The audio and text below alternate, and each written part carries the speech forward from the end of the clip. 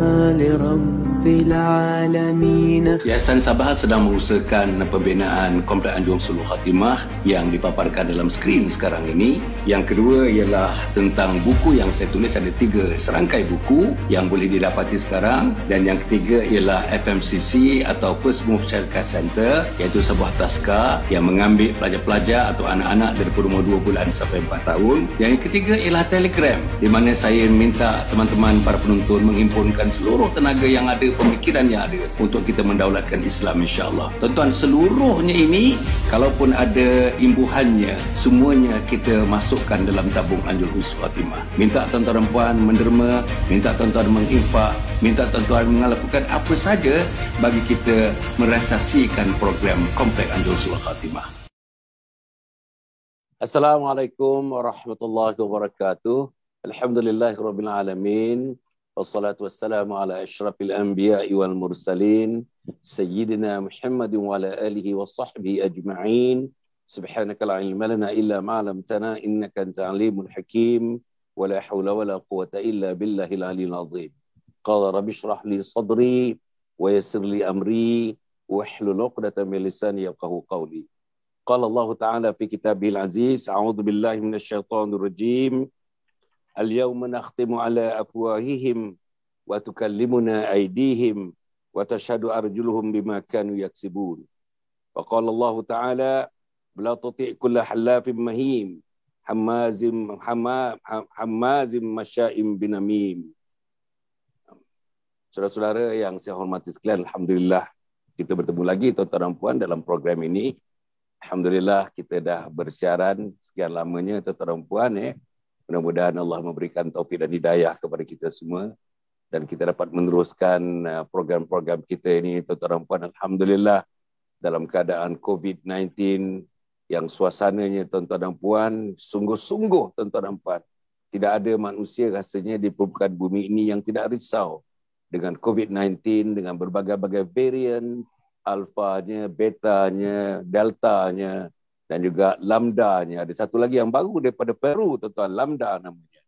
Dan kalau kita tengok statistik yang semalam sangat membimbangkan, 9,000 lebih kes-kes baru. Dan kita nampak, tuan-tuan dan puan, insya-Allah kita harap sangatlah dengan usaha-usaha yang dibuat oleh frontliners, yang dibuat oleh pemerintah kita, kita harap insya-Allah sesuatu yang positif, sesuatu yang betul-betul menggembirakan kita, tuan-tuan dan puan, menggembirakan yang muda, menggembirakan yang tua, menggembirakan seluruh rakyat Malaysia, khasnya tentang tindakan-tindakan yang diambil itu akan membuahkan satu hasil. Tapi apapun saudara, sebagaimana yang kita dengar daripada pendapat-pendapat yang kita himpunkan, tidak lain dan tidak bukan, tuan-tuan dan puan. Marilah kita sama-sama berusaha, tuan-tuan, berusaha siang malam pagi petang. Daripada kat diri kita, daripada keluarga kita, mengelakkan dan memutuskan rangkaian talian COVID-19 ini. Dan tuan-tuan boleh melakukan dan saya boleh melakukan dan semua orang boleh melakukan dengan kita mengikuti SOP yang ditetapkan dan kita vaccination. Dan juga tuan-tuan kita kalau dapat vaksinasi, tuan-tuan saya dah pun first dose saya dah buat, keluarga saya pun kebanyakannya first dose sudah buat dan ada yang dah habis second dose pun keluarga saya. Alhamdulillah tuan-tuan dan puan, itulah di antaranya. Selain daripada itu tuan-tuan dan puan, insya-Allah kita hanya minta kepada Allah Subhanahu Wa Taala. Tidak ada tempat lain untuk kita meminta kepada Allah. Penyakit didatangkan oleh Allah dan penyakit juga disembuhkan oleh Allah Subhanahu Wa Taala. Jadi tuan-tuan dan puan diharapkan semuanya, setiap orang Islam terutamanya insya-Allah, mari kita menghadap Allah, mari kita mendekatkan diri kepada Allah, mari kita menyebut banyak-banyak nama Allah Subhanahu Wa Taala dan memuliakan Nabi Muhammad sallallahu alaihi wasallam. Mari kita mengangkatkan diri kita berhampirkan dengan Islam. Mari kita mengangkat martabat Islam. Mari kita mengagungkan Islam. Bagi kita meletakkan Islam ke persadanya. Dalam konteks, itulah tuan-tuan dan harapan. Itulah sebenarnya perisainya. Itulah dindingnya. Itulah tempat-tempat kita berlindung. Tidak lain dan tidak bukan dalam agama Islam. Agama yang paling mulia di sisi Allah Subhanahu Wa Taala. Tuan-tuan, hari ini, malam ni, tuan-tuan dan puan, malam ni, kita berbincang lagi. Sifat-sifat mahmudah dan mazmumah. Sifat-sifat mahmudah kita dah banyak sentuh. Tapi malam ni kita mulakan dengan sifat mazmumah. Dan sifat mazmumah tuan-tuan dan puan, insya-Allah tuan-tuan tengok dalam perbahasannya, kebanyakannya tuan-tuan yang kita nak bincang pada malam ini ialah tentang hal lidah tuan-tuan. Jadi malam ini tajuknya lidah tidak bertulang. Lidah tidak bertulang. Tuan-tuan dan puan yang mati sekalian ya, tadi saya bacakan 2 ayat Al-Quran, tuan-tuan dan puan, daripada surah Yasin dan juga daripada surah Al-Qalam ya, tuan-tuan dan puan ya, yang mengisahkan mengenai ada kaitannya dengan perkataan, ada kaitannya dengan sebutan-sebutan yang kita sebutkan, tuan-tuan dan puan, yang kadang-kadang kalau kita tidak jaga perkataan-perkataan yang kita sebutkan ini meruntuhkan diri kita, meruntuhkan keluarga kita, meruntuhkan jiran tetangga kita, meruntuhkan masyarakat, dan akhirnya meruntuhkan umat Muhammad sallallahu alaihi wasallam. Tuan-tuan dan puan ya, satu hadis Nabi Muhammad sallallahu alaihi wasallam menyebutkan, tuan-tuan dan puan, kita kena jaga 2 perkara, tuan-tuan. Di situlah tempatnya, pusat yang merupakan kemungkaran besar atau kecil yang kita lakukan hari-hari. Satu ialah mulut, tuan-tuan. Yang kedua ialah alat kelamin kita. Mulut dan alat kelamin. Mulut dan alat kelamin. Memang ada hadis yang sahih, tuan-tuan dan puan ya. Tuan-tuan dan saya kena jaga betul mulut. Jadi kita dengar nanti daripada dua-dua orang, tuan-tuan. Yang pertama, Pak sahabat saya, Al-Fadhil Dr. Rahimi Saad, Muhammad Saad, tuan-tuan daripada Fakulti Pendidikan Universiti Melaya, yang sudah bersama dengan kita sekian lamanya, tuan-tuan dan puan, sudah masuk minggu yang keempat kali ini mereka bersama dengan saya, bersama dengan kita. Dan seorang lagi ialah Cikgu Farah Hayana daripada Kedah, tuan-tuan dan puan ya. Cikgu yang termasuk dalam Guru Cemerlang, tuan-tuan dan puan ya. Alhamdulillah yang gitu aktif dalam Persatuan Guru Cemerlang, tuan-tuan dan puan ya, dan bersama-sama dengan kita. Dia adalah seorang pendidik, dia seorang ibu, dan dia seorang, tuan-tuan dan puan, banyak aktivis dalam masyarakat, dan seorang Islamis, tuan-tuan dan puan, yang kerjanya tidak lain dan tidak bukan mendidik masyarakat, mendidik rakyat, mendidik anak-anak, mendidik anak sekolah, tuan-tuan dan puan. Bukan saja didikan dengan mata-mata pelajaran yang terdapat dalam silibus, dalam kurikulum, tapi dia nak memasukkan elemen-elemen akhlak, elemen-elemen akidah, elemen-elemen syariat dalam ilmu yang disampaikan oleh beliau, insya-Allah. Tuan-tuan dan puan ya, untuk permulaan ya, saya Assalamualaikum doktor, apa khabar doktor? Waalaikumsalam warahmatullahi wabarakatuh. Sihat? Alhamdulillah tuan-tuan. Seronok tengok Dr. Rahimi sihat, Cikgu Farah sihat, alhamdulillah. Malam ini doktor, kita nak cerita mengenai lidah tidak bertulang ya. Dan saya telah memberikan sedikit tadi tentang pengenalan, insya-Allah mudah-mudahan doktor dapat memberikan satu kata orang introduction ya, satu intro, satu preamble ya, yang paling sesuai untuk kita membincangkan tajuk, tuan-tuan. Salah satu sifat mazmumah ialah lahir daripada lidah kita, lidah yang tidak bertulang ini.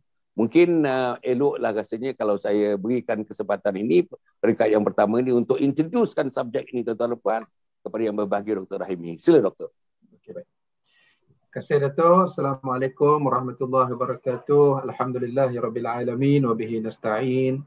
Wassalatu wassalamu ala sayyidil mursalin wa ala alihi wa ashabihi ajma'in. Wa qala rabbi shrah li sadri wa yassir li amri wahlul 'uqdatam min lisani yafqahu qawli, amma ba'd.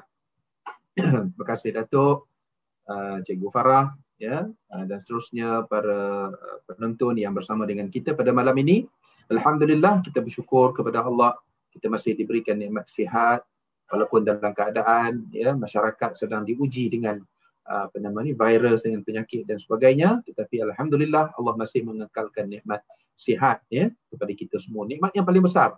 Sebab Nabi kata apa? Ada 2 nikmat besar yang ramai orang tertipu, ialah as-sihhatu wal faragh.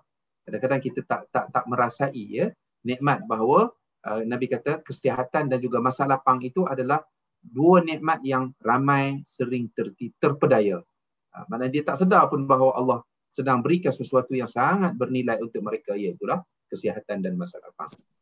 Jadi Dato', pada malam ini seperti yang Dato' sebutkan tadi, kita nak berbicara tentang suatu perkara yang bagi saya sangat signifikan untuk kita bicarakan pada hari ini, dalam suasana kita berhadapan dengan satu perkembangan teknologi yang sangat hebat meledak hari ini, yang kita panggil sebagai teknologi sosial media. Ya, media sosial ini kalau kita perhatikan Datuk ya, kalau kita bandingkan dengan 5 tahun yang lepas, sangat berbeza.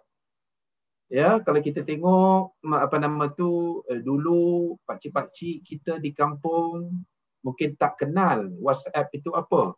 Mereka tak tahu ya. Maknanya bagaimana nak berinteraksi dengan anak-anak yang duduk jauh dan sebagainya.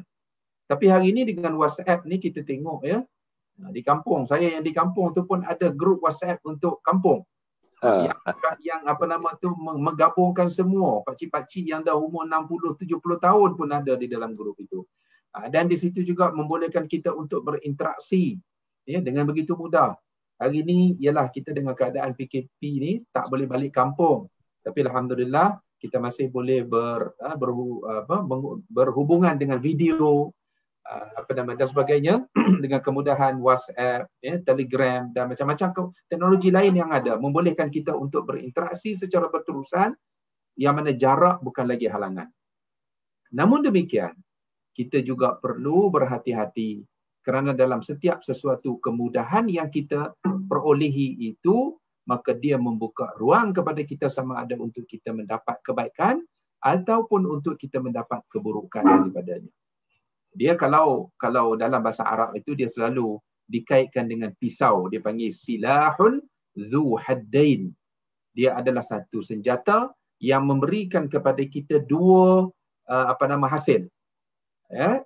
Yang mana kalau kita perhatikan, Datuk, pisau kita boleh potong daging kambing, kita boleh buat nasi mendi, kita boleh buat macam-macam lah, masak yang sedap-sedap, untuk kita potong bahan ataupun resipi untuk kita masak makanan yang sedap-sedap. Ataupun pisau juga boleh kita gunakan untuk melukakan orang. Pisau boleh menjadi senjata untuk bergaduh, boleh melibatkan nyawa, berbunuhan dan sebagainya. Maka begitulah juga dalam teknologi yang kita ada pada hari ini, ia boleh mendatangkan satu pahala yang kita katakan yang sangat luas, ruang pahala yang sangat luas. Contohnya, bagaimana Datuk memanfaatkan teknologi. Kalau dulu saya rasa kita hanya mampu bersiaran sebegini melalui televisyen saja. Mana kita boleh kongsi pengetahuan kita untuk diikuti oleh ramai orang. Tapi hari ini walaupun tanpa siaran televisyen, dengan Facebook Live, dengan Zoom yang kita gunakan ini dan sebagainya, maka kita boleh kongsi kebaikan kita itu dengan orang lain. Kalau dulu saya rasa tak mungkin. Cikgu Farah di Sungai Petani, saya sekarang ni di Subang, Datuk di pinggir Taman Tun, untuk kita nak bersama-sama berbincang secara at the same time, real time discussion susah. Tapi hari ini teknologi yang ada memudahkan kita untuk melakukan yang sedemikian. Maknanya boleh mendatangkan satu pahala yang bagi saya bersifat jariah, berterusan. Kerana rancangan kita malam ini direkod, kita share, nanti maknanya disimpan dalam Facebook Datuk dan juga mungkin Yayasan Sabaha dan sebagainya, mana kita boleh share. Maka itu mendatangkan kepada kita pahala jariah, pahala yang berterusan, bergerak. Maknanya ilmu, perbincangan kita, pengalaman baik yang kita kongsikan itu akan berterusan, dimanfaatkan. Tapi dalam masa yang sama kita juga kena ingat bahawa kita juga mungkin boleh terjerumus ke dalam dosa jariah. Dosa jariah ini apa? Dosa yang akan berkekalan, akan sentiasa dilihat oleh orang lain, akan dikongsi oleh orang lain. Jadi sebab itu kita tengok hari ini dengan pelbagai aplikasi yang ada, kita tengok TikTok dan sebagainya, sejauh mana kita memanfaatkan semua itu untuk kebaikan. Jadi maknanya kemudahan yang ada dalam teknologi ini dia berkait dengan bagaimana kita menggunakan lidah kita untuk kita berkongsi sesuatu dengan orang lain. Jadi Datuk dah sebutkan tadi itu, maknanya dalam saya nak kongsi satu hadis lagi. Yang mana hadis ni adalah hadis yang diriwayatkan oleh Al-Imam At-Tirmizi dan juga Imam Ahmad, An-Nasai, Ibnu Majah. Maknanya banyak perawi dalam penyusun kitab sunan itu meriwayatkan hadis ini, yang mana kata Nabi sallallahu alaihi wasallam, wa hal yakubbun nasu fin nar ala wujuhihim aw manakhirihim illa hasaidu alsinatihim. Yang bermaksud, tidaklah menyembamkan manusia di dalam api neraka ke atas muka mereka ataupun hidung mereka itu, melainkan apa yang ataupun hasil daripada apa yang diperkatakan oleh lidah mereka. Maknanya kalau kita tengok hasaid ni maksudnya macam menuai lah. Perkataan hasad itu kalau dari segi makna bahasanya, macam kita tanam padi, kita akan menuai padi itu. Kita tuai, maknanya Nabi kata nanti ada orang yang akan menyembamkan mukanya di dalam neraka, tidak lain dan tidak bukan, puncanya adalah hasil yang mereka tuai daripada alsinatihim, lidah-lidah mereka. Jadi itu yang Datuk katakan tadi itu dalam satu hadis yang lain, Nabi berpesan, siapa yang boleh menjaga lidah dan kemaluan mereka. Karena dalam riwayat itu kalau kita tengok ada beberapa riwayat, ada riwayat menyebut Nabi SAW mengeluarkan lidah baginda yang mulia itu untuk menunjukkan. Maknanya kalau kamu mampu menjaga yang ini, kata Nabi, maksudnya lidah bagi sebagai nak tunjukkan seriusnya peringatan daripada baginda SAW itu, baginda keluarkan lidah. Kalau kamu mampu menjaga yang ini, kemudian Nabi mengisyaratkan pula ke arah kemaluan. Maknanya kalau kamu mampu jaga dua anggota penting ini, maka kamu akan selamat dalam kehidupan kamu.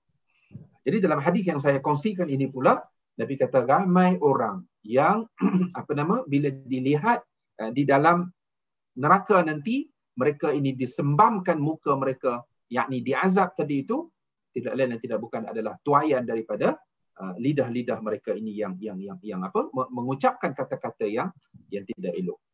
Tapi hari ini kalau kita tengok dalam teknologi yang kita sebutkan tadi itu, lidah itu dia maknanya kesalahan yang dahulunya hanya dilakukan oleh lidah, hari ini dia dikembangkan pula dengan tangan, iaitulah melalui tulisan.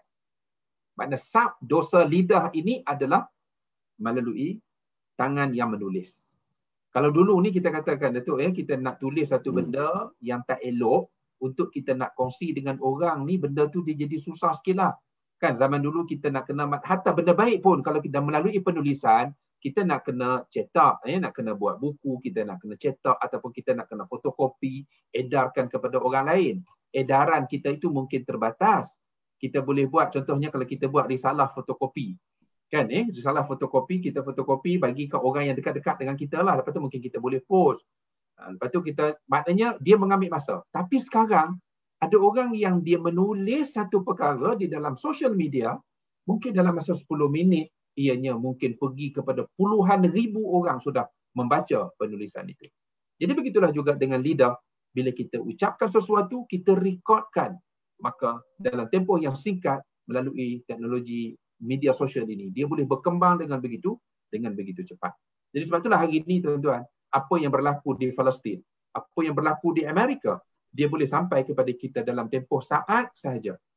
Jadi maknanya kebaikan juga kita boleh sebarkan tak hanya dalam beberapa saat untuk didengar oleh orang lain, kebaikan tersebut, dan begitulah juga kejahatan. Apabila kita cakap satu benda yang tak elok, kalau kita sebarkan melalui media sosial yang ada hari ini dengan teknologi yang ada ini, maka dia juga akan dapat didengar oleh puluhan ribu manusia dalam tempoh yang sangat singkat. Jadi sebab itulah, maknanya sangat penting untuk kita berhati-hati dengan pesanan Nabi SAW ini, khususnya yang kita sebutkan tadi itu, pesanan Nabi SAW itu adalah sangat relevan, sangat signifikan dengan kehidupan kita pada hari ini. Okay, Datuk, saya rasa mungkin itu 10 minit. Alhamdulillah. Allah. Okey, para penonton, terima kasih saya ucapkan kepada Al-Fadhil Doktor yang telah berikan mukaddimah. Tuan-tuan, bukan saja kita sebutkan tentang lidah, tentang lisan kita, bahkan tuan-tuan dalam dunia moden sekarang ini dengan media sosial dan sebagainya, kalau tuan-tuan tengok, tuan-tuan, terutamanya di akhir-akhir ni, tuan-tuan tengok, kita pun dah tak sanggup nak baca, tuan-tuan. Tak sanggup nak baca. Apa perkataan yang tidak ada dilabelkan kepada satu-satu orang. Apa perkataan yang tidak ada dilabelkan kepada satu-satu kumpulan. Masya Allah, tuan-tuan nampak. Kita naik bulu roma, meremang bulu roma, tuan-tuan. Kadang-kadang kalau kita tengok, ada video-video yang kita tak mau tengok, tapi terpaksa tengok, tuan-tuan, kadang-kadang. Yang kadang-kadang bahasa-bahasa yang dituturkan.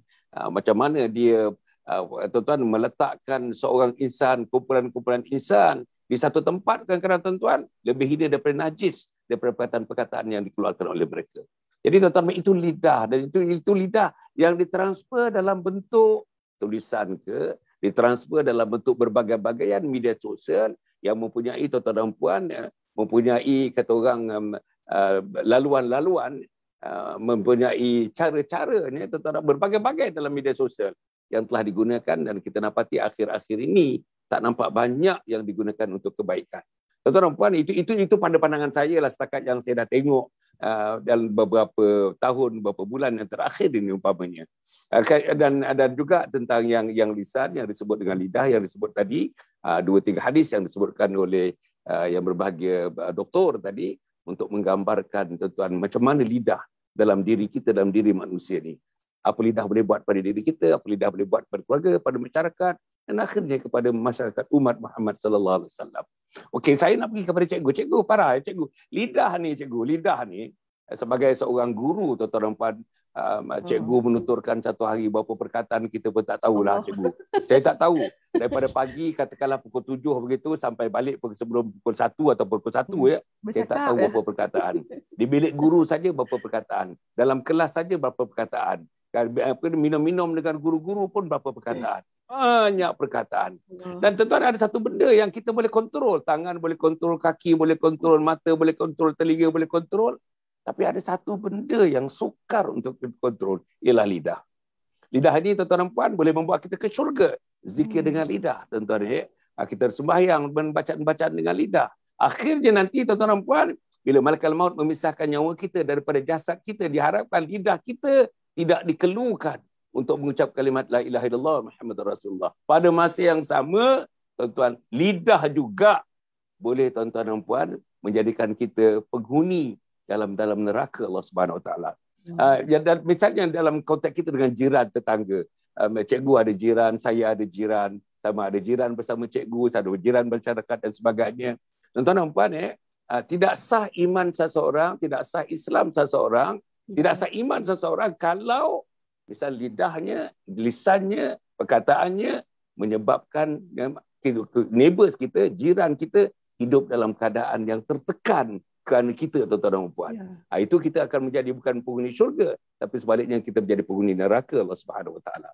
Jadi maknanya cikgu, boleh tak cikgu ulas sikit tentang the dual functions of tongue ni atau lidah kita ni. Satu yang membawa kepada pintu syurga dan satu lagi yang membawa kita pintu neraka. Jadi sebagai guru ya, apa peranan cikgu untuk menentukan insya-Allah kita lebih memihak kepada membawa insan ke syurga Allah Subhanahu Wa Taala. Macam mana cikgu, sila? Okay, terima kasih yang berbahagia Datuk. Okay, syukur alhamdulillah kita dapat bertemu lagi lah untuk siri ketiga untuk membincangkan tentang sifat mahmudah dan sifat mazmumah ni. Datuk nak berbicara takut ni tajuk ni. Tak apa. Sila. Semua kita saya rasa Allah beri lidah, betul tak? Betul. Sebab kalau konteks guru lah, walaupun saya guru matematik, saya rasa semua orang maklum lidah kita ni ada pelbagai rasa, Datuk. Kan? Ada rasa masin, ada manis, ada masam, ada pahit. Apa lagi rasa dia? Semua ada rasa. Dan saya yakin semua orang tahu macam mana rasa manis, macam mana rasa masin, tawar dan sebagainya. Sebab itulah lidah ni kita kena jaga. Okay, bayangkan kalau kita semua rasa satu rasa saja. Bayangkan. Jadi disebabkan itu kita kena pelihara lidah ni. Sebenarnya asbab kejadian lidah ni dia diapit antara gigi kan dengan jadi dia saling melengkapi sebenarnya. Tetapi kalau kita tak jaga dengan betul-betul, maka kita tidak akan ada rasa-rasa tadi. Okay, mungkin kita ada rasa sakit, kalau kita tak dapat rasa makanan. Okay, contoh yang terdekat sekarang, tadi Datuk baru sebut tentang jiran. Sebab saya baru mesej dengan jiran. Mohon rakan-rakan yang berada atas talian sekarang ini mendoakan jiran saya. Okay, jiran saya diuji dengan satu keluarga positif COVID, Datuk. Okay, Allah, ya Allah. Enam mereka. Saya sebab ni soalnya sebab Yalah. Apat kan. Lepas tu sedang berurusan dengan pengurusi surau untuk kami adakan majlis bacaan Yasin lah untuk jiran saya ni. Okay. Tak tahu dapat daripada mana, Datuk, tapi tak apalah. Jadi itulah saya tak apalah. Sekurang-kurangnya tempoh masa Allah bagi kuarantin ni, mungkin kita kena mungkin menginsafi balik diri kan. Kita ada masa untuk Allah, insya-Allah. Kita bersangka baik saja. Okay, itulah saya pun tak tahu nak pesan apa kan, sebab kita tak pernah mengalaminya. Tapi kita boleh rasalah bagaimana sedihnya orang yang ditimpa masalah COVID ni. Okay, tapi sebenarnya saya ada buat pembacaan tentang lidah ni, macam mana yang kata bahaya tu dalam kitab Ihya Ulumuddin. Okay, Imam Al-Ghazali pernah berkata ada 14 bahaya lidah ni. Okay, yang pertama kalau kita tengok balik kan, saya rasa setiap pada kita, saya cakap saya lah senang sebab saya tak mau cakap pasal orang. Okay, diri saya sendiri kan, saya rasa kita ada ciri-ciri 14 ni, mungkin kita tak perasan ataupun kita terlepas pandang. Okay, jadi saya nak ajaklah semua rakan-rakan yang malam ni tak terlambat lagi, sebenarnya tak terlambat lagi sehingga Allah tak jemput kita lagi, kita masih boleh mengubah percakapan kita yang sebelum ni. Mungkin sebelum ni kita kasar, Tapi orang Kedah memang ada Q Datuk. Yang tu original dah. Memang ada Q, yang tu bukan kasar dah. Yang tu memang semula jadi. Janganlah kecam kami kasar. Yang tu memang semula jadi. Tapi percakapan yang kasar ni macam mana? Yang dalam kitab Ihya Ulumuddin ni yang disebut ada 14 bahaya lidah ni. So yang pertama tu dia mengeluarkan perkataan yang tak bermanfaat, yang boleh buat hati jadi kasar. Dia cakap yang mengarut-ngarut. Samalah yang tulis yang dekat Facebook dan sebagainya. Yang kedua, mereka akan banyak berbohong. Banyak berbohong. Ciri-ciri bohong kita tahu kan, tu ciri-ciri orang munafik. Kemudian dia bercakap kosong. Dia cakap yang tak ada ilmu, tak ada, orang kata tin kosong, cakap saja. Yang keempat, percakapan dia boleh buat pertengkaran. Maksudnya dia cakap boleh bergaduh, kan? Cakap dia boleh bergaduh kan, ataupun boleh ada dendam. Kemudian kalau dia berbicara, dia boleh ada permusuhan antara kelompok. Maksudnya dengan dia bercakap dia, puak tu boleh bergaduh dah. Lepas tu kemudian dia akan mengaku dia pakar lah. Yang ni banyak sekarang dekat dalam nak jadi keyboard warrior kan. Semua nak cakap dia tahu segala-galanya. Yang ketujuh, dia akan buat hujah-hujah dan cacian. Dan seterusnya dia akan kutuk seseorang untuk kutuk golongan yang lain. Dan seterusnya dia akan membuat satu ungkapan ataupun syair untuk membangkitkan nafsu kebinatangan seseorang lain lah. Dan seterusnya dia mungkin daripada percakapan lidah tu dia memperolok-olokkan orang lain. Mungkin dia mengejek, mengeji dan sebagainya. Ni saya baca sepintas lalu lah. Dan seterusnya dia menggunakan lidah untuk membuka rahsia orang lain. Dan seterusnya dia berjanji palsu. Dan bila dah janji dia akan buat sumpah palsu lah. Jadi saya rasa dalam ciri-ciri yang saya sebut ni, saya rasa kita semua tak terlepas daripada ciri-ciri ni. Ya Allah, Datuk rasa macam meremang bulu roma kan. Takut Datuk sebab antara penghuni neraka tu ialah wanita kan, perempuan yang di mana tak menjaga percakapan ataupun pertuturan. Antara penyebab terbesarlah orang yang masuk neraka ni sebab apa? Nabi kata sebab lidah dan kemaluannya, macam Datuk cakap tadi kan, tak pelihara.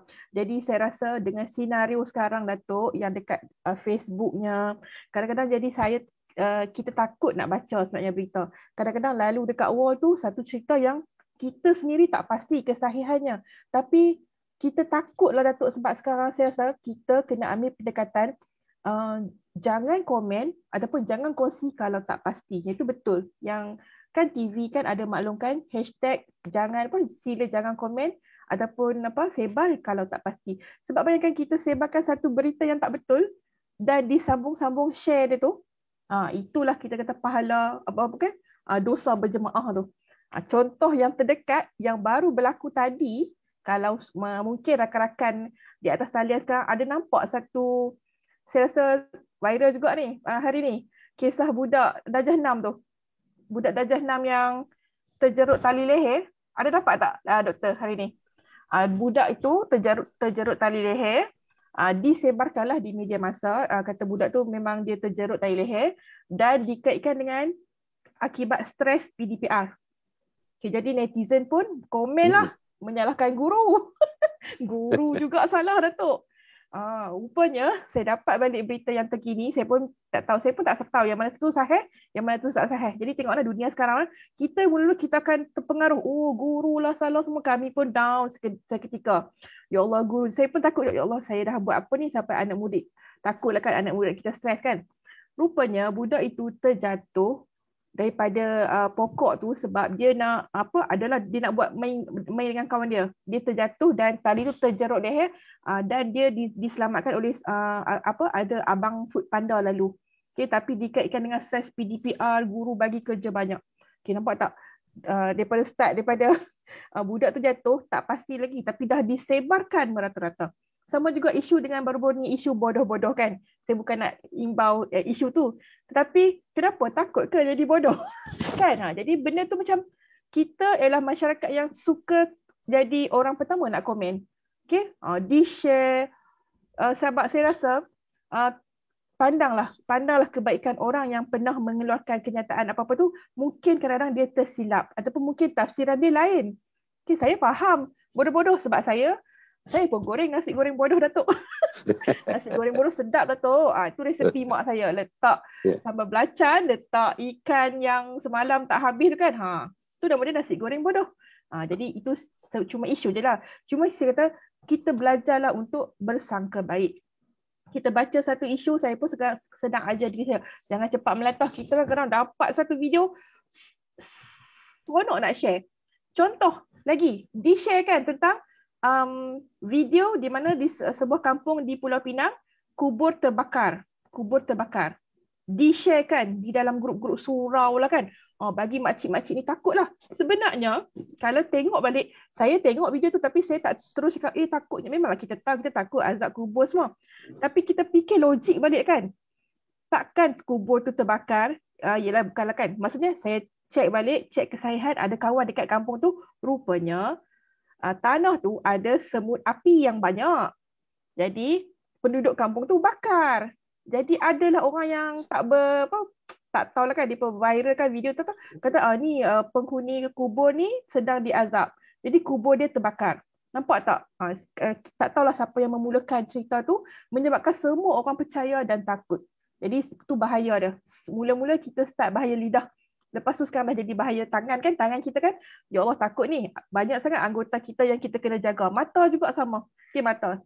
Saya duk ajar anak pelajar. Kalau dekat sekolah kita buat latihan anak-anak pelajar, jangan kamu guna satu panca indera saja. Sayanglah Allah bagi banyak dekat kita kan. Contoh mereka study. Mereka study kan, mereka buka buku, mereka tengok saja telus buku tu. Saya cakap cuba guna. Okay, kamu guna mata. So mata saja ada manfaat. Cuba kamu guna tangan. So ambil tangan, menulis. So bila kamu tulis, kamu dah menyuntik satu lagi kefahaman yang ada, kita tu 2 level. Guna lagi panca indera lain, mulut. Untuk apa? Cakap. Sebut, baca. Oh ini ialah nenek. So bila kita sebut, kita tengok, kita lihat, kita dah guna 3 panca indera. So kita dah bagi manfaat 3 panca indera. Lepas tu cikgu, dia bertanya lagi, cikgu kami nak lagi 4, nak 5. Guna telinga. Nak bagi guna telinga, sebut dan telinga dengar. Nak lagi lebih, kamu kena ada sixth sense. Daripada sixth sense tu apa cikgu? Jadi kita ajar pelajar.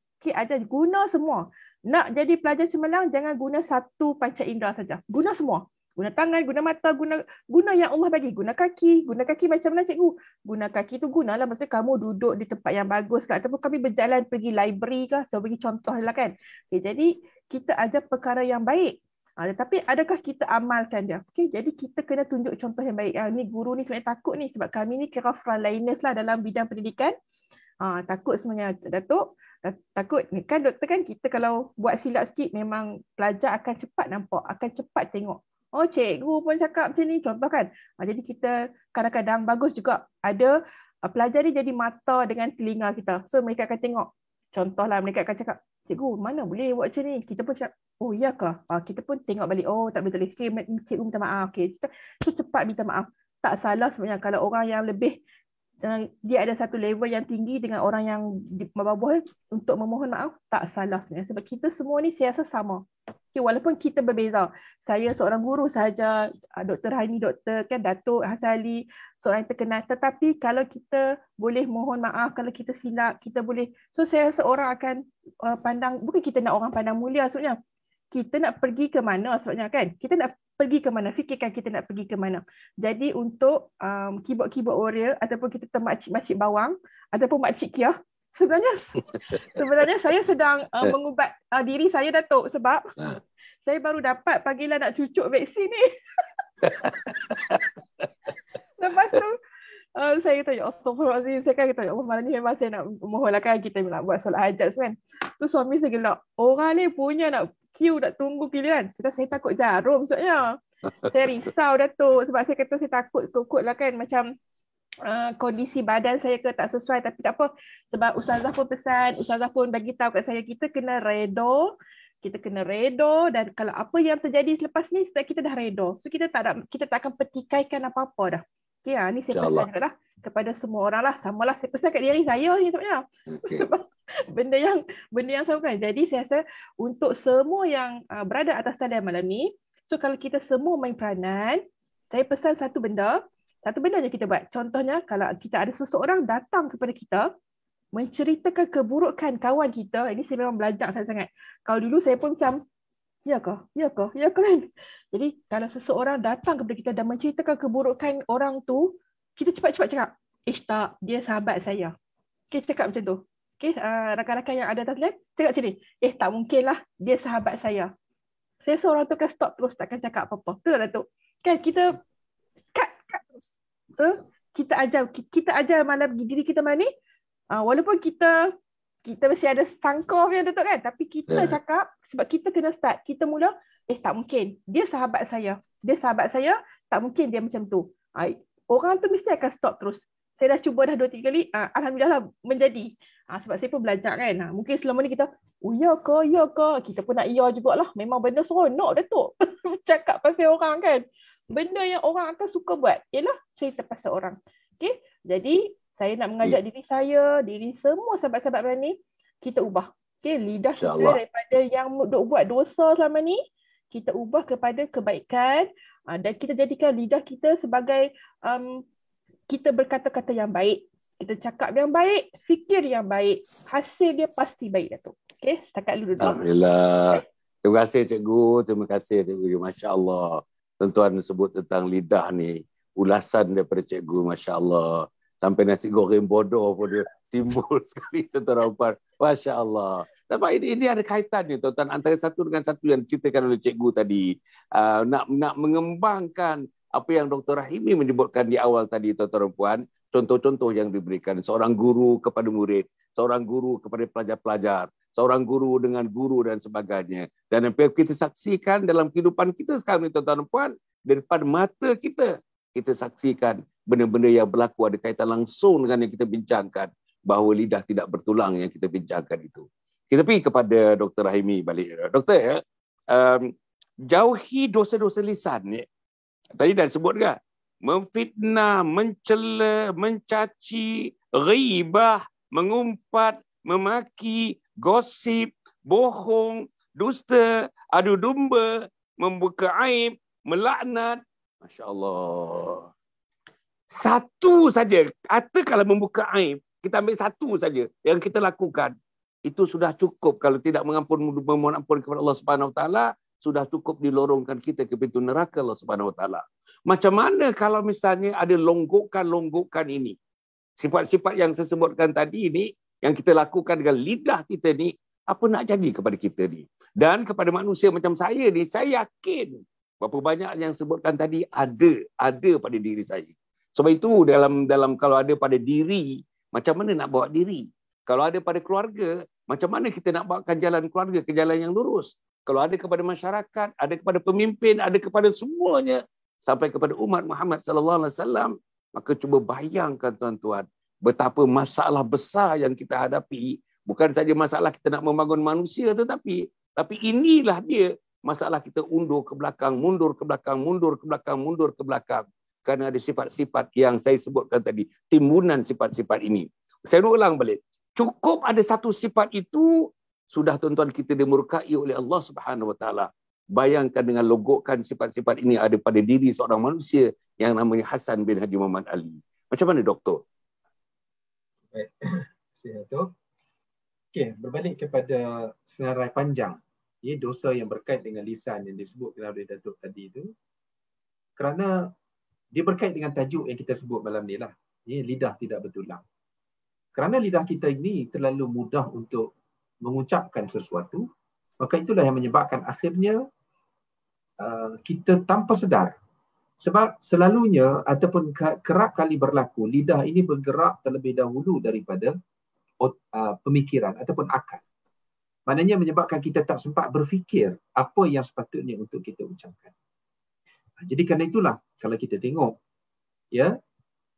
Nabi SAW berpesan kepada kita dalam satu riwayat, mengatakan Nabi pesan, at-ta'anni minallah wal ajalatu minasyaitan.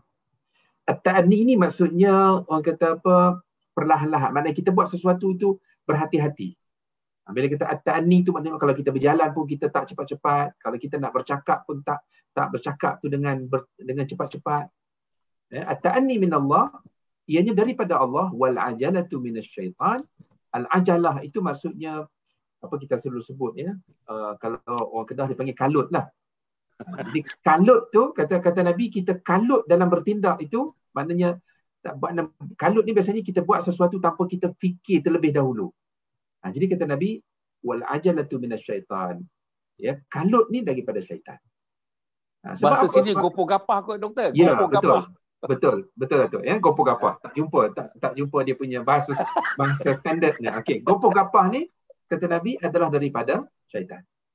Sebab bila gopo gapah ni kita kadang-kadang kita tak fikir. Kita sebut dulu. Lepas tu baru kita tersedar, aku cakap ni mungkinlah menyentuh perasaan dia. Okey. Jadi maknanya sebab itulah di situ kalau kita katakan tadi maknanya agama mengajar kepada kita bagaimana kita nak menguruskan emosi. Sebab emosilah antara yang mempengaruhi perkataan yang kita nak ucapkan. Ya, sebab kadang-kadang kita dalam emosi marah, maka memanglah kita akan hamburkan segala perkataan yang boleh memuaskan, kita kata melampiaskan kemarahan kita itu tadi. Tapi lepas daripada itu, akhirnya barulah kita sedar bahawa percakapan kita itu memberi kesan kepada orang lain. Ia memberi kesan kepada emosi orang lain. Sebab itulah satu cerita yang saya mungkin Datuk, cikgu dan juga sahabat-sahabat kita yang mengikuti, biasa mendengar cerita ini. Ini cerita bagaimana nasihat daripada seorang bapa kepada anak dia. Ya, seorang anak ini dia satu hari dia tersedarlah bahawa dia banyak mengucapkan kata-kata yang memberi kesan kepada orang lain. Yalah, bercakap mungkin kita kata dengan bahasa yang terlalu kasar yang cikgu sebutkan orang Kedah tadi itu kasar yang orang kata apa, karakter itu orang faham. Ya, sebab tu kita kata bila kita bergaul dengan kawan-kawan daripada pelbagai negeri ni, kita tahu ada orang makna daripada negeri itu ataupun daripada persekitaran tertentu tu dia ada karakter masing-masing. Dan karakter itu terbentuk kerana dipengaruhi oleh persekitaran. Okey. Tapi yang kasar ni maknanya kata-kata yang menyakitkan hati orang. Yang menyakitkan hati orang. Jadi bapa dia kata beginilah, dia kata kalau kamu nak insaf ataupun nak sedar tentang perbuatan kamu ni, dia kata cuba kamu buat satu benda. Jadi bapa dia bagi satu tugas dekat dia. Setiap kali kamu bercakap sesuatu benda yang selepas pada kamu cakap itu kamu sedar bahawa orang sakit hati dengan kamu ataupun orang kecil hati dengan kamu. Jadi kata kalau kamu sedar itu balik, kamu ambil satu paku, kamu paku pada dinding. Okey? Maknanya kalau hari itu kamu sedar, kamu telah menggunakan lidah kamu untuk menyakiti 3 orang, katakan. Kamu ambil paku 3, kamu pakulah di dinding. Jadi dia pun ikutlah apa yang bapa dia suruh buat. Bapa dia bagi tempoh masa lah sebulan. Jadi dia pun setiap hari, setiap kali dia keluar, kalau dia rasa dia bercakap dengan sesuatu yang menyakitkan hati orang, menyinggung perasaan orang, dia akan balik ambil paku satu, dia pun pergi paku di dinding. Disusul. Jadi bila sampai masa dia, okey, bapa dia kata, sekarang kamu dah sedar dan kamu perlu minta maaf kepada orang yang kamu sakitkan hati mereka, emosi mereka, di atas perbuatan lidah kamu itu tadi. So dia kata, bila kamu dapat minta maaf, maka barulah kamu boleh cabut paku itu tadi. Dia pun, okeylah, bila dia sedar tadi itu, dia pun minta maaf. Jadi dia pun cabut balik. Dia cabut balik paku tadi itu. Tapi bapa dia kata dekat dia, sekarang kamu dah cabut semua paku yang telah kamu paku di dinding sebagai tanda dosa kata-kata yang kamu telah sakiti hati ataupun emosi orang ini tadi. Maka bapa dia pun cabutlah. Bila dia dah cabut tadi itu, maka bapa dia pun tanya dia sekali lagi. Okey, sekarang kamu kata kamu dah pergi minta maaf dengan orang dan sebagainya, dan kamu telah pun cabut setiap paku yang kamu ketuk di dinding tadi itu. Tapi bapa dia bertanya kepada dia, cuba kamu perhatikan di dinding itu. Adakah kamu dapat menghapuskan keseluruhan kesan paku yang telah kamu pakukan di dinding itu? Maka jawab dia, of course lah. Ya, kalau kita paku di kayu ni Datuk, maka sudah tentulah kesan lubang daripada paku itu akan masih ada. Maka bapa dia kata, begitulah juga apabila kamu menyakiti hati orang dengan kata-kata kamu. Ya, walaupun mungkin kamu kata kamu minta maaf pada dia, mungkin dia kata secara zahirnya dia maafkan kamu. Ialah dari segi perkiraan kita katakan muamalah kita dengan manusia ni kita ambil pada zahir. Tapi dia kata kalau dia kata dia maafkan pada kamu sekalipun, kamu kena ingat bahawa kata-kata kamu itu akan tetap memberi bekas kepada jiwa dia, kepada emosi dia. Allah. Jadi inilah yang tuan-tuan, kalau kita katakan hari ini, kalau kita tak sedar perkara ini, Ya, kalau kita tidak bentuk emosi yang betul ya terhadap lisan kita ni dalam setiap bahasa yang kita nak tuturkan itu, maka itulah yang kita katakan tadi, kita tidak sedar bahawa ianya akan memberi kesan kepada diri orang lain. Satu jadi maknanya sebab tu kita kalau orang putih kita kata kita letak kaki kita dalam shoes lah, orang putih ni kita kata letak ke dalam kasut dia. Jadi maknanya sebab tu dalam dalam hal ini juga, mana kita kata tadi itu, kita sepatutnya meletakkan diri kita pada kedudukan orang lain. Maknanya, kalaulah orang lain yang menuturkan kata-kata itu kepada kita, sejauh mana kesannya terhadap emosi kita, maka itulah yang kita kata tadi, membantu kita untuk berfikir sebelum berkata-kata. Ya, kita kena letakkan akal di depan sebelum lidah kita. Ya, akal di depan sebelum lidah kita. Jadi itu satu maknanya saya rasa dari segi usaha untuk kita nak menghalang untuk kita terlibat dalam lambakan dosa. Yang kedua pula Datuk, untuk membantu kita menghalang daripada lambakan dosa lidah ini, of course lah, sudah tentulah dia berbalik kepada ilmu. Berbalik kepada ilmu. Yang Datuk sebutkan tadi contoh, manusia hari ini kadang-kadang mengucapkan kata-kata yang menjatuhkan maruah orang lain, dia menganggap benda tu biasa. Menjatuhkan maruah orang lain. Dalam isu pertelingkahan politik, pertelingkahan kumpulan dan sebagainya hari ini, menggunakan pendekatan menjatuhkan maruah orang lain itu dianggap sebagai perkara biasa. Sebagai satu strategi untuk membina kekuatan dan macam-macam istilah yang sengaja dibuat untuk kita kata dalam psikologi escapism lah. Maknanya untuk mengelak daripada diri rasa bersalah dengan perbuatan menjatuhkan maruah orang ni, dia menganggap ini adalah strategi untuk kita nak bina kekuatan terhadap musuh. Sedangkan itu yang saya nak kaitkan, ini berkait dengan ilmu. Saya masih ingat saya baca satu kitab. Kitab ni saya guna di beberapa tempat lah, di masjid dan surau untuk kuliah umum.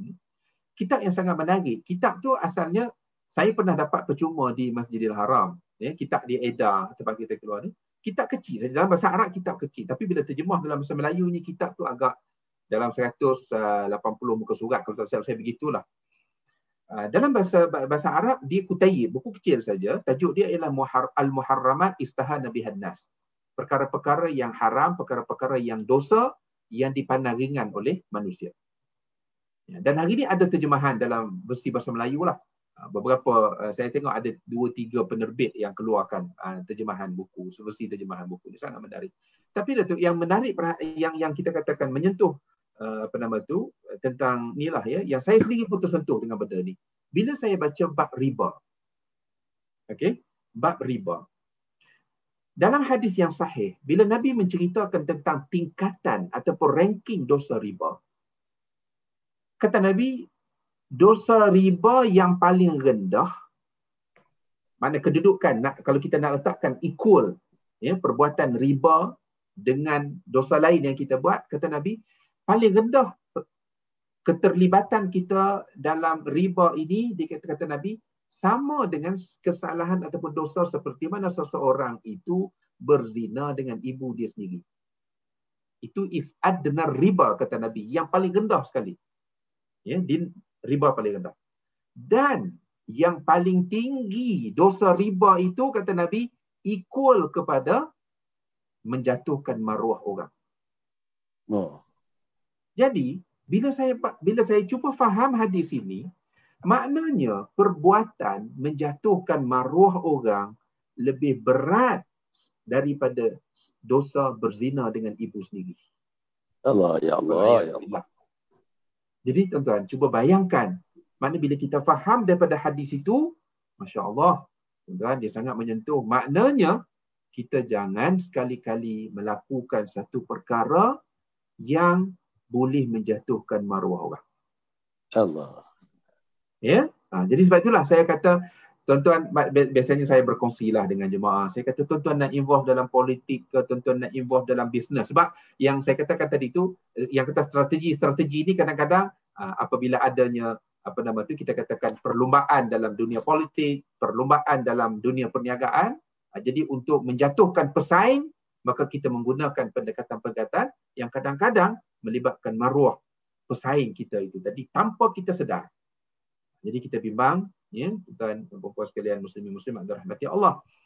Kalau kita ada ilmu, sebab itu kita kena belajar, ya, yang apa yang dikata sebab yang Datuk senaraikan tadi itu dalam penjelasan ulama-ulama yang kita namakan sebagai ahli tasawuf, yang kita namakan sebagai ulama akhlak ataupun ulama tazkiyatun nafs ini, mereka bincang panjang, berikan penjelasan detail apa yang dikatakan dosa-dosa ghibah tadi itu, apa yang dikatakan dosa ghibah ni mengumpat, apa yang dikatakan dosa fitnah, apa yang mereka ada penjelasan detail. Mana kita perlu belajar dan faham, kerana ilmu tasawuf ini juga dia ada tahap fardu ain, maksudnya yang setiap orang mesti belajar dan faham. Sekurang-kurangnya mereka boleh membezakan yang mana mahmudah, yang mana mazmumah. Sebab masyarakat kita ni juga Datuk, mungkin kadang-kadang timbul salah faham, menganggap fardu ain ni belajar bab semayang, bab puasa, bab zakat dan sebagainya saja. Tidak, ianya turut melibatkan perbincangan tentang akhlak. Ada dia punya level fardu ain yang setiap orang mesti tahu. Jadi salah satunya ialah memahami yang Datuk sebutkan tadi itu, lambatkan dosa-dosa yang berkait dengan perbuatan lidah. Jadi sama-samalah kita berusaha belajar, kawal emosi kita, kawal diri kita supaya kita terselamat daripada dosa-dosa lidah ini tadi, Datuk. Sekian. Alhamdulillah. Para penonton, saya tengok tadi antara yang paling banyak komen malam ni dekat 120 orang di peringkat awal ni bagi komen tentang perkara yang kita bincangkan. Maknanya teman-teman para penonton dan mata sekalian berminat dengan tajuk yang kita bincangkan ini, dan alhamdulillah tuan-tuan bukan saja berminat tuan-tuan, tuan-tuan mengikutinya. Tuan-tuan dengar tadi Dr. Rahimi menyebutkan ambil riba, dia kata. Serendah-rendah riba itu tuan-tuan sama dengan seperti berzina dengan ibu sendiri. Setinggi-tinggi riba itu tuan-tuan dan puan tak sama lagi dengan tingginya perbuatan dosa yang kita lakukan kerana menedahkan aib dan menjatuhkan kehormatan sahabat-sahabat kita dan sebagainya.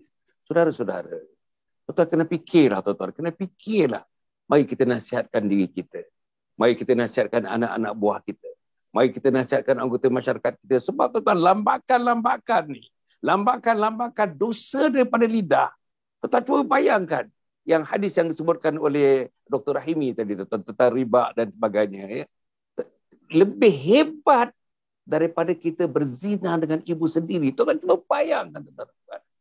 Sebab itu saya mengharapkan insya-Allah lah tajuk malam ni, tuan-tuan dan puan. Tadi Cikgu Farah mengatakan naik bulu roma dia takut membincangkan tajuk ni. Memanglah tuan-tuan. Tapi kalau kita tak bincang tajuk ni, siapa lagi nak bincang? Kalau kita tidak bawa dalam media sosial seperti ini, siapa lagi nak bawa dalam media sosial seperti ini? Tuan-tuan dan puan, kalau kita tidak berani membincangkannya, siapa lagi nak berani membincangkannya? Dan saya rasa tuan-tuan dan puan, insya-Allah tajuk-tajuk yang seperti ini sifat mahmudah dan mazmumah, terutama yang mazmumah ni tuan-tuan dan puan, rasa-rasa saya perlu sangat diperingatkan. Orang kata dulu tuan-tuan ghibah dan sebagainya ni orang perempuan. Sekarang ni tuan-tuan saya tengok dalam media sosial sekarang ni orang lelaki lebih johan daripada orang perempuan, nampak gitu tuan-tuan puan. Jadi apa pun cikgu, saya nak petik sikit je bahaya lisan yang tidak terkendali. Lisan yang tak dapat diurus, tak terurus oleh kita. Lidah ni milik kita, kita bawa ke mana-mana, sebahagian daripada kita dekat sangat tuan-tuan, dekat sangat dengan kita ni, sangat dekat. Tetapi kita tak boleh manage dia. Kita tak boleh urus dia. Apa kata Imam Ibn Qayyim Al-Jauziyah rahimahullah? Dia kata, sesungguhnya seorang hamba ada yang benar-benar datang pada hari kiamat nanti dengan membawa kebaikan-kebaikan sebesar gunung. Namun dia menjumpai lisannya telah menghancurkan kebaikan itu semuanya. Masya Allah. Tuan-tuan. Cikgu bayangkan. Saya lah. Cikgu mungkin tidak saya. Saya bawa kebaikan-kebaikan sebesar gunung. Sebesar gunung saya bawa kebaikan. Nak berjumpa dengan Allah Subhanahu Wa Taala nanti. Tapi oleh kerana lisan yang tidak terjaga tu, mungkin ada satu daripada yang saya sebutkan, barisan-barisan longgokan daripada dosa-dosa lidah tadi, menyebabkan apa ni? Kebaikan itu terhapus oleh kerana dosa lidah yang saya bawa tadi.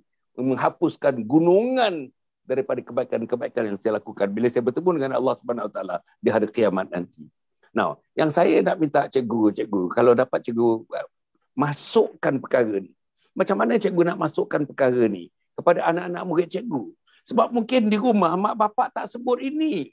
Mungkin di rumah mak bapak pun johan menjadi orang-orang yang terlibat, yang silap menggunakan lidah mereka dan sebagainya. Hari-hari anak tengok, hari-hari maknya membawang, hari-hari ayahnya terlibat dalam hal-hal ribah dan sebagainya, hal-hal tuan-tuan dapat mengaibkan dalam beberapa siri dan sebagainya. Oleh kerana dia orang yang ini, dia orang yang itu, macam yang disebutkan oleh doktor tadi, sama ada politik ke, sama ada siasat ke, sama ada perniagaan dan sebagainya.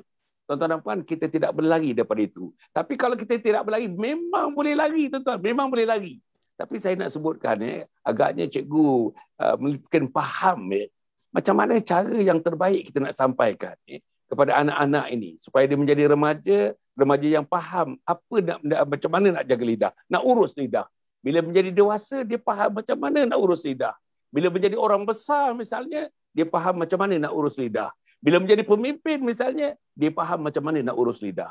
Agaknya macam mana nak diuruskan daripada peringkat yang kecil, daripada classroom kita dengan anak-anak didik kita ni, cikgu, tentang hal yang saya sebutkan itu. Macam mana cikgu? Sila. Terima kasih Datuk. Okay, sebelum tu saya teringat satu, kita tengok legal kan dekat media masa, dia sebenarnya fitnah lah. Maksudnya fitnah ni bahaya daripada daripada lidah lah. Dia fitnah ni dia disebarkan oleh orang yang membenci lah sebenarnya. Orang yang membenci dia akan sebarkan fitnah. Dipercayai pula oleh orang yang tak cerdik, betul tak? Kemudian disebarkan pula oleh orang yang tak betul lah. Maksudnya saya sebut perkataan bodoh pun takut sekarang. Nanti cakap kan. Okey, sebenarnya kan teringat pula saya dekat kita selalu war-warkan kena buat baik lah, cakap baik lah kan. Okey, sebenarnya kita sekarang dalam dunia sekarang lah, kalau sebenarnya daripada kecil lagi sebenarnya kita pantang kalau orang sebut anak kita kan, contohlah kan orang mai tengok melawat anak kita, orang akan sebut awak gelap sangat. Betul tak Datuk? Ya. Kita nak marah kan? Kita nak marah. Okay, jadi saya nak mengajaklah semua kita tukarkan perkataan kita dulu sekarang. Kita tukarkan kepada perkataan positif. Okay, contohlah kalau orang tu nampak gemuk, kita jangan sebut dia gemuk. Sensitif Datuk. Saya sedih kalau cakap saya gemuk. Kita cakap tak kurus. Jadi ada perkataan kurus. Sebab itu perkataan positif. Semua orang suka. Kalau kita nampak orang tu hodoh, kalau kita tarifan kita lah kan, kita nampak, jangan cakap hodoh. Kita cakap kurang cantik. Cantik tu ada. Orang akan seronok saja. Sama juga dengan anak murid. Kalau dia malas, jangan cakap dia malas. Cakap dia kurang rajin. So, kita ubah dulu kepada positif. Kita positifkan perkataan kita. Kita jangan sebut yang boleh down kan. Kadang-kadang kita cakap, contohlah orang cakap anak kita debab ke, contoh kita nak marah Datuk sebenarnya. Tapi kita fikir balik, sebenarnya betul anak kita memang debab, anak kita memang cabi. Tapi umumnya kita tak boleh terima perkataan yang negatif tu. Jadi kalau kita sendiri tak boleh terima perkataan-perkataan yang tak bagus, tak baik ni, sebenarnya kita juga kena tuturkan benda yang sama juga. Kita kena cakap benda yang baik-baik. Okay, cakap baik-baik. Tadi kan saya cakap yang baik-baik. Okay, kita fikir pun baik-baik. Okay, hasil pun akan jadi baik-baik. Kita fikir baik. Kalau kita nak buat satu perkara tu, okay, pesanlah dekat anak murid, dekat diri saya juga, dekat keluarga saya, dekat semua-semualah. Kita pesan, kita nak buat benda ni baik tak untuk agama?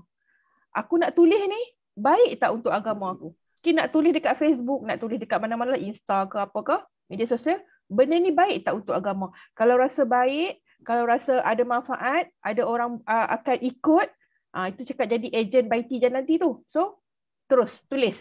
Tapi kalau rasa sebab tulis ni menyebabkan ada orang perasan kau buruk dekat seseorang yang kita tulis tu, contoh kita tulis satu cerita yang kita memburukkan orang tu.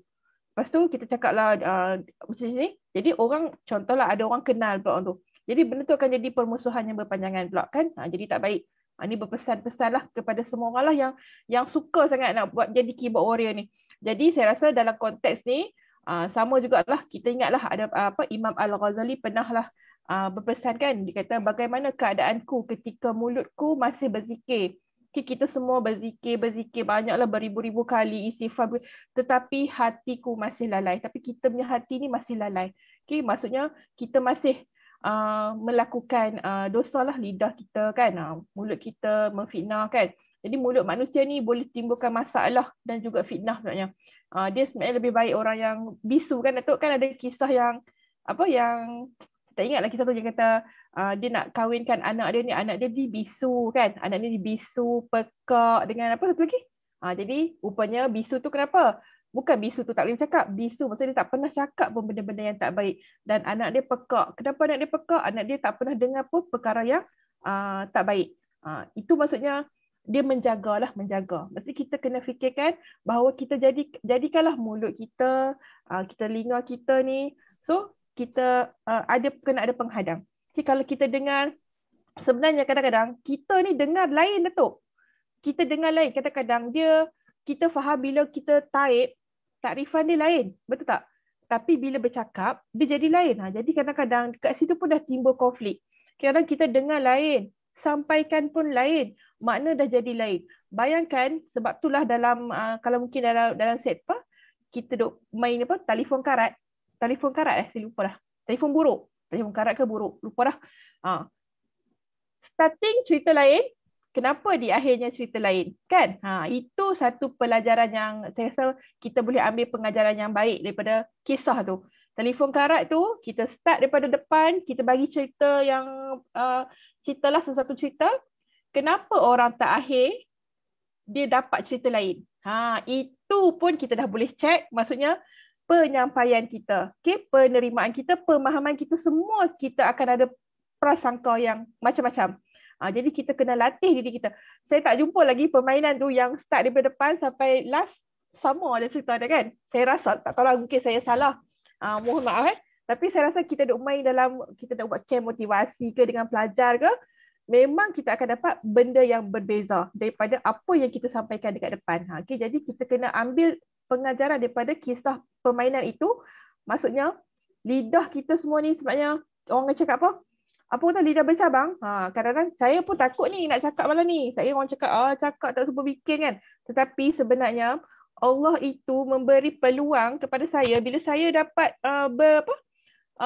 bersama Datuk kan. Ya Allah, ini idola satu Malaysia kot, Datuk Hazali, siapa tak kenal. Okey, masa saya kecil-kecil sama camp. Datuk Hazali punya sama camp. Semua orang kenal lah sama camp Datuk. Bayangkan Allah pilih saya malam ni yang orang biasa-biasa saja untuk berada dalam majlis ilmu, bercakap pula satu room dengan Datuk. Takkan saya nak buat benda yang tak baik, Datuk kan? Nak cakap benda-benda yang tak baik, nak buat yang dekat belakang benda tak baik. Tiba-tiba sekarang nak cakap benda baik. Jadi sebenarnya kita minta bantuan Allah. Ya Allah, Tuhanku, dekatkanlah aku dengan orang yang baik-baik. Aku nak jadi baik. Nak jadi baik bukan kena seorang-seorang. Kita perlukan rakan-rakan sebenarnya. Perlukan support. Perlukan sekeliling. Kita doa, hari-hari doa. Saya pun terkejut sebenarnya. Tak pernah bermimpi pun nak boleh bercakap macam ni dengan Datuk. Sebenarnya saya pun malu, Datuk. Ilmu tak banyak lagi, Datuk. Ya Allah, Tuhanku. Minta Allah saja pimpin tutur kata saya. Okay? Saya bercakap berdasarkan pengalaman. Jadi saya rasa istilah kita kata lidah ni kan. Lidah ni dia dekatlah dengan mulut. Sebenarnya tak ada istilah mulut jahat. Orang kata kan, banyak orang cakap, aku ni mulut je jahat, hati baik. Kan selalu kita dengar kan. Aku mulut jahat tapi hati aku baik. Contohlah kan. Tak benar, sebenarnya tak ada istilah tu. Kalau kita, ni kita buat perumpamaan. Kalau kita perah air limau, takkan keluar air apple, Datuk. Betul tak? Jadi sebenarnya dia synchronize. Kalau hang, orang Kedah cakap kan. Kalau hang dah mulut jahat, hang mesti macam tu lah. Macam tu lah kan kita kan. Jadi saya rasa kita fikir sekarang, kalau kita bercakap satu benda yang buruk, sebab saya rasa saya pasti semua orang pernah merasai bagaimana orang cakap buruk terhadap kita. Betul tak, Datuk kan? Maksudnya kita pernah rasa benda tu. Kalau kita pernah rasa pedih sangat, orang yang kena fitnah, orang yang pernah kena macam-macam kan. Pedih sangat, Datuk. Pedih sangat. Kalaulah orang itu yang kena fitnah tu, dia tak bangun daripada sekarang. Maksudnya dia tak bangun-bangun, dia tak bangkit daripada apa yang orang cakap kepada dia, down, semakin down. Bayangkan, kerana dosa lidah kita. Tetapi bayangkan kalau kita semua tukarkan perkataan kita hari ini, kita cakap baik-baik, okay? Maksudnya sabda Rasulullah SAW pernah cakapkan tidak akan lurus iman seseorang tu sehingga hati dia lurus. Okay? Jadi tidak akan lurus hatinya kalau lidahnya tidak lurus. Okay? Riwayat Ahmad. Jadi saya rasa benda ni kita kena ubah. Kita kena ubah sebab saya rasa nak jadi baik, betul lah bermula dengan lidah. Okay? Sebab kita kena bercakap. Kita kena bercakap dan kita juga kena buat dengan perbuatan. Okay? Bukan saja kita kena kata, okay, nak jadi baik. Sebutlah baik itu sampai 1000 kali. No, dia takkan jadi baik. Tapi kita kena buat dengan perbuatan. Perbuatan tu macam mana? Perbuatanlah buat yang baik. Orang akan lihat, orang akan nampak. Tapi kita bukan nak penilaian manusia sebenarnya. Apa yang kita buat ni semua, kita nak mengharap redha Allah. Okay, saya percaya rakan-rakan yang ada kat dalam talian ni, kita semua memang berbeza. Saya cikgu, datuk ialah datuk. Tetapi kita ada satu tujuan yang sama. Okay, kita punya jalan sama, datuk. Semua kita nak pergi ke satu tempat di mana kita akan duduk di situ, berkampung di situ dan kita akan hidup aman damai di situ. Semua orang nak pergi tempat tu, datuk. Saya pun nak pergi, datuk. InsyaAllah. Saya nak pergi, datuk, sangat-sangat. Saya nak masuk syurga, datuk. Saya takut sangat, datuk. Sebab setiap hari Allah macam bagi teguran kan. Allah bagi teguran dekat kita. Farah, kemarin hang tak baik lagi. Saya lah rasa dia kena buat baik lagi hari ni. Allah, takutlah, datuk. Umur pun dah 40-an kan, macam kan. Jadi benda-benda ni kan berlega-lega tau. Kadang-kadang rasa macam nak tutup Facebook kan. Saya rasa macam nak tutup lah Facebook. Sebab saya rasa orang dulu tak ada pun Facebook. Kadang-kadang kita nak jadi baik, senang saja pesanan saya. Nak jadi baik, kita tengok orang yang dah meninggal, yang husnul khotimah tu. Tengok kenapa kebaikan dia disebut-sebut sampai sekarang, datuk. Betul tak? Kita sekarang nak tengok idola itulah, nak tengok idola ini. Orang tu belum tentu lagi kan. Jadi kita tengok kesudahan orang yang dah pergi meninggalkan kita, yang kita kenal, apa amalan yang dia buat, tiru orang yang macam tu. Semoga perakhiran kita pun orang akan jadi macam tu juga, datuk. Jadi kita adalah idola kita tu, idola yang dah pergi meninggalkan kita selama-lamanya tu, tetapi dia meninggal dengan husnul khatimah. Macam mana kita tahu dia husnul khatimah? Sebab kita tahu disebut-sebut sampai sekarang kebaikan dia, datuk kan. Contohlah, saya ambil contoh yang paling dekat. Mungkin semua orang pernah dengar kisah seorang guru. Saya takut ni, saya pun guru, datuk, tapi saya takut sangat. Seorang guru yang pernah, sebab saya teringat kisah ni tiba-tiba. Sebab kita kan dah masuk Zulhijjah, ya Allah sebabnya. Seorang guru yang ditimpa kren, datuk, dekat Masjidil Haram tu sewaktu mengerjakan haji. Cikgu tu nama sebab tu. Cikgu tu memang orang yang tak kenal pun. Orang tak kenal dia, tapi selepas dia meninggal, kebaikan dia disebut kan. Dia meninggal ditimpa kren di sewaktu nak mengerjakan haji, saya rasa. Okay, Nurus Lizan ke, saya tak tahu nama dia, lupa. Tapi dia seorang guru, rupanya banyak sangat kebaikan yang dia buat, disebut-sebut. Dia orang biasa sahaja, tetapi itulah ciri-ciri yang kita nak supaya kita meninggalkan dunia ini, meninggalkan dengan sesuatu yang kebaikan. Okay? Kebaikan daripada dari perbuatan kita ke, lisan kita ke, dan segala-gala amal ibadah yang kita buat. Okay? Saya rasa memang semua orang suka kalau disebut jadi baik kan, datuk kan? Okay. Alhamdulillah. Cakap rasa sebab. Terima kasih, datuk. Terima kasih cikgu. Masya-Allah. Tentu ada beberapa perkara daripada cikgu tadi. Nak baik, berkawan dengan orang baik. Nak baik, kena ada satu idola dalam kehidupan kita ni. Idola mestilah idola orang yang baik-baik, tuan-tuan. Baik-baik dalam konteks hubungan dengan Allah. Baik-baik dalam konteks ibadah. Baik-baik dalam konteks kemurnian akidah. Yang dah baik-baik dalam konteks menunjukkan akhlak yang mulia sepanjang masa dalam hidupnya. Inilah idola-idola kita, tuan-tuan.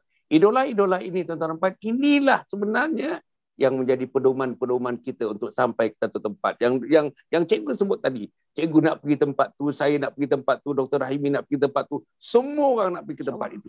Antara nak pergi ke tempat itu, kena jaga lidah, tuan-tuan. Lidah yang tidak bertulang ni. Di mana tempatnya?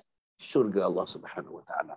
Jadi ya, para penonton ya, nanti yang akhirnya tiap orang ni dalam 2 minit je kot. Kita dah dekat sampai jam saya sudah menunjukkan 10.25 ni, kita nak berhenti 10.30 ya. Tuan-tuan, apa pun tuan-tuan nampak, yang pertama sekali di skrin ni tuan-tuan lihat kita dah masuk hari yang ke-6 ni, kita ada sijil wakaf tunai. Sijil wakaf tunai untuk membina kompleks Anjung Husnul Khatimah, sijil wakaf tunai untuk diberikan kepada Yayasan Sabha untuk membina kompleks Anjung Husnul Khatimah. RM10 ada, RM50 ada, RM100 ada. RM10, RM50, RM100. Tuan-tuan dan puan, insya-Allah kita ada nombor akaun dekat situ.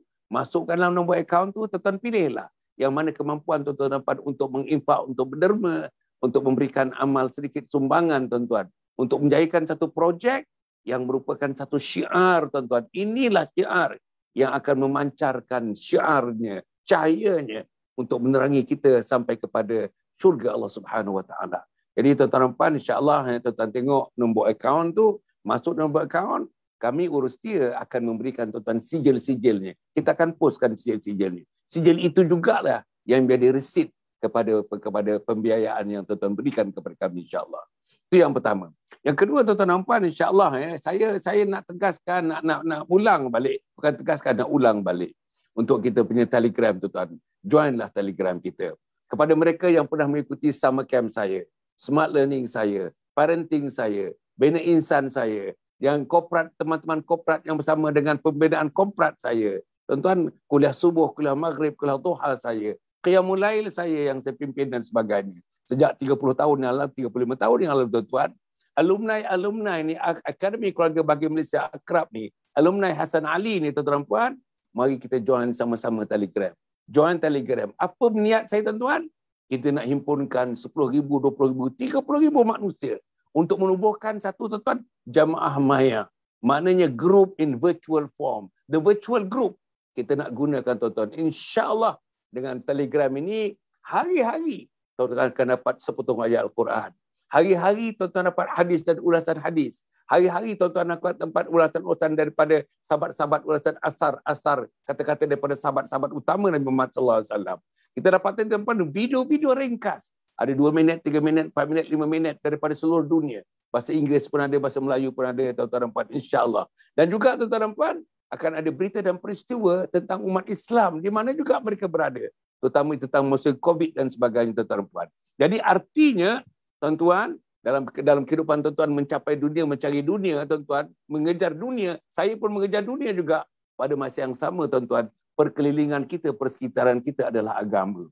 Perkelilingan dan persekitaran kita, gambaran kita, warna kita adalah warna agama. Tuan-tuan dan puan, saya harap sangat tuan-tuan dan puan, pergilah kepada kita punya Telegram dan tuan-tuan pergilah kepada linknya Anjung Husnul Khatimah. Kalau tuan-tuan tak selesa untuk buat download kepada Telegram itu, mintalah anak cucu kita. Mereka dapat bantu kita untuk downloadkan Telegram. Lepas tu pergilah tuan-tuan kepada, insya-Allah, dia punya link dia Anjung Husnul Khatimah. Saya bercita-cita sangat tuan-tuan dan puan. Inilah tuan-tuan dan puan kepada teman-teman yang pernah mengikuti program-program saya, marilah kita kembalikan tuan-tuan. Marilah kita kembalikan suasana summer camp, suasana smart learning, suasana parenting, suasana qiyamul lail dan sebagainya, tuan-tuan dan puan, untuk kita meneruskan kehidupan. Sekurang-kurangnya ini menjadi benteng-benteng untuk kita berbincang pada malam ini, menjaga lidah-lidah kita, tuan-tuan dan puan. Tuan-tuan, saya nak pergi kepada doktor. Doktor, yang terakhir ni dalam ulasan yang agak pendek sekali, ada satu daripada dosa yang dilakukan oleh lidah kita ni, namanya ialah namimah. Namimah ini ialah mengadu domba. Dan kita tengok sekarang ni, Masya Allah, tuan-tuan. Apa dia mengadu domba? Kita harapkan keretakan berlaku. Kita harapkan putus silaturahim akan berlaku. Kita akan mengharapkan puak-puak akan berlaku. Kita harapkan jatuh-menjatuh akan berlaku. Saudara-saudara, sekarang ni rampant, tuan-tuan. Rampant sedang berlaku sekarang ini. Jadi, saya nak bacakan sikit. Namimah atau adu domba adalah seorang menyampaikan perbicaraan satu orang kepada orang lain dengan tujuan untuk menimbulkan keretakan hubungan di antara mereka. Dan di antara salah satu penyebab seksa kubur adalah suka mengadu domba di antara manusia. Nabi SAW pernah melalui kubur, 2 kubur, sesungguhnya kedua penghuni kubur ini, kata Nabi, sedang diseksa dan kedua-duanya diseksa bukan kerana dosa yang dianggap berat. Salah satu daripada keduanya suka mengadu domba dan yang lainnya tidak bertabir ketika dia membuang air kecil. Tuan-tuan dan puan, saya nak, kalau boleh, doktor, bagi sikit supaya teman-teman saya tu umpamanya, supaya kita ada kesedaran sikit. Sedar sikit. Kita meruntuhkan manusia. Kita meruntuhkan kumpulan manusia. Kita suka melihat gelak ketawa, kita melihat manusia yang diruntuhkan, yang dijatuhkan. Manusia yang diputuskan tali silaturahim di antara mereka. Dengan kita mengamalkan namimah ini. Macam mana doktor? Sila doktor. Sila doktor. Okey, baik. Sorry, saya mute kan. Okey, baik. Okey, apa yang Datuk sebutkan tadi tentang namimah ni ya, iaitulah mengadu domba ya. Di awal tadi Datuk telah baca potongan ayat Quran juga yang Allah sebutkan mengenai masya'im binamim ya, orang-orang yang berjalan sana sini membawa berita-berita yang tujuannya adalah untuk mengadu domba. Jadi sebab itulah kita ni kalau kita dapat sesuatu maklumat ataupun berita, tidak semua mesti kita sampaikan kepada orang lain. Ya, maksudnya sebab itu kata Nabi, kafa bil kadhib. Maknanya cukup untuk menjadikan seseorang itu sebagai pendusta ataupun penipu kalau sekiranya apa jua yang dia dengar dia akan sampaikan. Ya. Jadi maknanya sesuatu benda yang kita apabila kita mendengar, kita mendapat satu maklumat, kita perlu berfikir perlu ataupun tidak maklumat itu dipanjangkan kepada orang lain, berfikir dari segi aspek apa? Manfaat dan kebaikan. Maknanya kalau kita panjangkan satu maklumat yang kita dapat, satu berita yang kita perolehi, kalaulah kita fikirkan, kalau aku cerita pada orang lain pun tak ada apa-apa kebaikan yang boleh diperolehi, maka tidak perlu untuk kita sampaikan. Jadi sebab itu hari ini masalah dia Datuk ya, bila kita mendapat satu maklumat, kita ingin menjadi orang pertama yang forwardkan benda itu kepada orang lain. Kita anggap kita orang hebat, ya, kita anggap kita orang hebat sebagai orang yang pertama menyebarkan sesuatu berita. Walaupun akhirnya terbukti bahawa berita itu palsu. Ya, berita itu adalah berita rekaan. Jadi sebab itulah ya, yang dalam bab inilah ya, yang Datuk saya nak tambah sedikit satu lagi hadis yang disebutkan oleh Nabi, ya, hadis yang sahih. Yang mana hadis ini adalah hadis diriwayatkan oleh Imam Bukhari dan Muslim dan Abu Daud. Maksudnya hadis yang muttafaqun alaih, hadis yang ranking paling tinggi dalam kedudukan hadis sahih. Kata Nabi, la yadkhulul jannata namam, tidak masuk syurga orang yang mengadu domba. Jadi ya, hari ini seperti yang mana kita sebutkan tadi Datuk ya, kenapa orang mengadu domba? Kerana dia akan mendapat satu benefit, satu keuntungan ya, daripada adu domba yang dilakukan. Tadilah ya, dia menganggap itu satu strategi untuk dia menjatuhkan orang lain. Ya, dia menganggap itu satu strategi untuk membina kekuatan diri dia ataupun untuk tonjolkan diri dia. Jadi ya, kita biasa mendengar pesanan para hukama dahulu, dia kata apa? Janganlah kita bina ya, kehidupan kita di atas kesengsaraan orang lain. Maksudnya kita ya, mengadu domba dengan mewujudkan perbalahan di antara orang lain ya, maknanya satu pihak yang lain dengan satu pihak pula, maka kita harap dengan mengadu domba itu kita boleh dapat manfaat di situ, maka itu adalah tindakan yang salah.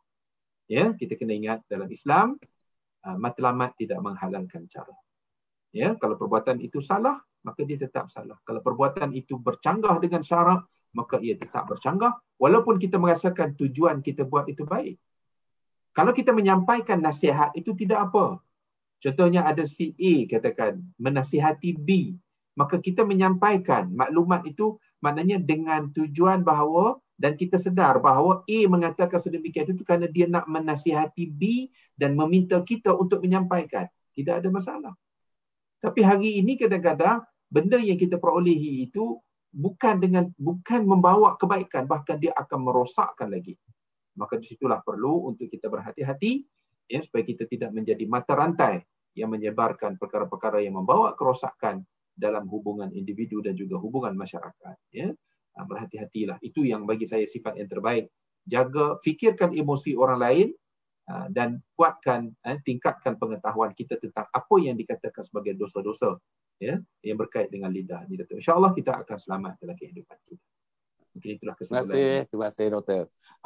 Ialah masa tidak ada, hanya 1 minit saja mengkali untuk cikgu. Cikgu, apa yang terakhirnya cikgu nak perkatakan kepada para penonton? Tuan-tuan kita dapat komen 173 komen tuan-tuan.